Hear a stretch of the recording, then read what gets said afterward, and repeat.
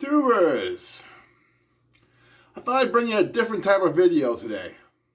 Not that I get a whole lot of views, but I figured the few years that do actually watch my channel, maybe you guys would enjoy a little conversation about YouTube and YouTubers.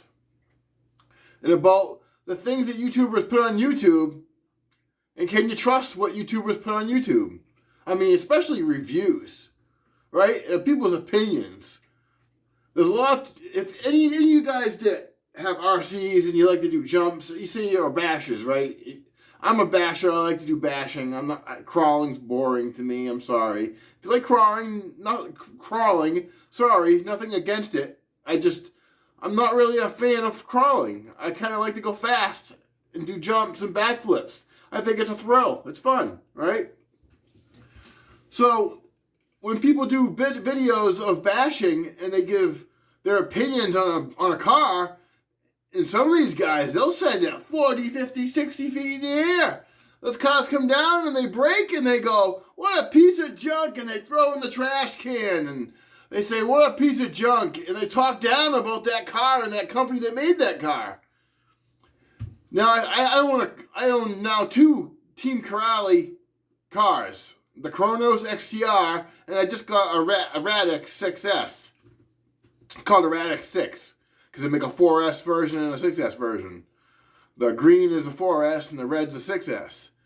So now I seen a YouTuber make a video about sending his Kronos to the moon, and when it landed, it broke. He said it only lasted 17 seconds. It's a piece of junk. And in the beginning of this video, you see him throwing the car into a trash can. So it's like, do you trust this person's opinion? I mean, let me tell you. If you're sending the car 50 feet in the air and it comes down, whether it breaks or not, that's a randomness. That's a random act. Whether the car breaks or not, it's random. You could do it 100 times, and 50 of those times it could break, and the other 50 it could not.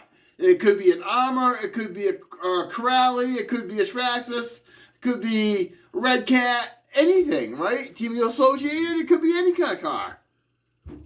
Now, in my opinion, you send your car to the moon, you better expect it to break. If you're judging a car because you sent it to the moon and it broke, then you might just be a jerk. And I'm just putting that lightly because there's other words I could use. What do you guys think about YouTubers and their opinions on RCs that they put on YouTube? Now, a lot of people will say, oh, I bought this car with my own money, and this is my opinion, this is my experience. Well, most people, I'm not going to say all people, but there's a lot of YouTubers out there that don't tell the truth. And they'll tell you they're telling you the truth, and that's the way it is, no matter what. But the fact is, they're probably not. Especially if they're a bigger channel. Because people that watch YouTube, they don't want to watch the average day guy just drive his car around his grass yard. Most people don't want to see that stuff. Now, I like that stuff. I like just the normal, everyday RC driving stuff. I don't really like those 50-foot to the moon jumps. I think it's ridiculous. And to watch people purposely break RCs is just a waste of time to me. But maybe you like it. I don't know. You tell me. Do you like watching people send cars to the moon? Maybe you do. Maybe it's fun. I don't know. I mean, I like to watch RC Guy Garage, and a lot of times he breaks his cars and he jumps them into the trees, and it's like, guy, why did you do that for? I don't know. He's just having fun. That's what he felt like doing. But he's not purposely jumping the car in the air 50 feet, expecting it to break or not, and complaining about it. If it happens, it happens. You know, it sucks, but that's life, right?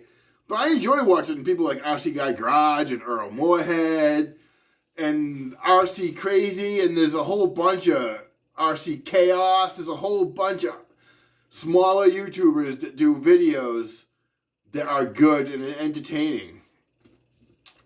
This Hybrid, he's the Nitro Gang leader, you know, he's Hybrid 124 something. I wish he would make his channel name something I could remember. But it's Hybrid 12496 or something like that. There's a bunch of YouTubers that do good videos. They're entertaining. And they're not sending cars to the moon. But a lot of YouTubers will put a video on a car and say it's junk, or they'll say it's awesome and they love it. And it could be the biggest piece of junk in your opinion, you know? Like I've had an Armor Granite once. I got it for my daughter. She never used it, so me and my son would use it. And every time we'd use that thing, something would break. Whether it was a shock rod, the shock end, or something would always break. And they had this supposedly easy system, quote unquote easy system, to remove the engine so you could work on the engine. Well, that thing was tough to slide out. And every time we used that truck, it broke. So we ended up selling it on eBay. I fixed it so it was working, and then the motor burnt out on it. I mean, tons of things just kept going wrong with it. Every time we use it, it was a piece of junk. That was my opinion. It was the first, when they first came out with a four-wheel drive Granite. It's probably like 4 years ago. I quickly sold that thing, and on eBay I sold it. Gonzo. That was my opinion of that car, and I didn't like it. What do you guys think about YouTubers and their opinion and what they show on YouTube? Do you trust their opinions, or do you think it's a big joke? I think most of them are big jokes, but there's some people that make honest-to-God videos. They try their best, like Earl Moorhead and RC Guy Garage. Those are the two I watch the most. Those are some of my favorites, but there's a lot of others out there, too. And I think a lot of people try to be honest, but there's a lot of them that aren't. And the ones that are sending it to the moon, they're probably not that honest, unless they enjoy fixing them, because some people just enjoy fixing cars. I actually enjoy fixing cars. I just can't afford to smash them, break them, fix them. I can't afford all the parts all the time. But when I get to work on a car, I enjoy it. I get into it, and tuning it and changing the diff fluids. I actually want to get more shock oil so I can get into tuning the shocks. I think this is a fun part of the RC hobby. I learned how to turn a wrench by fixing RC cars when I was a kid and building bicycles. So, that was my experience. And that's my experience with YouTube, is that a lot of YouTubers you just can't trust.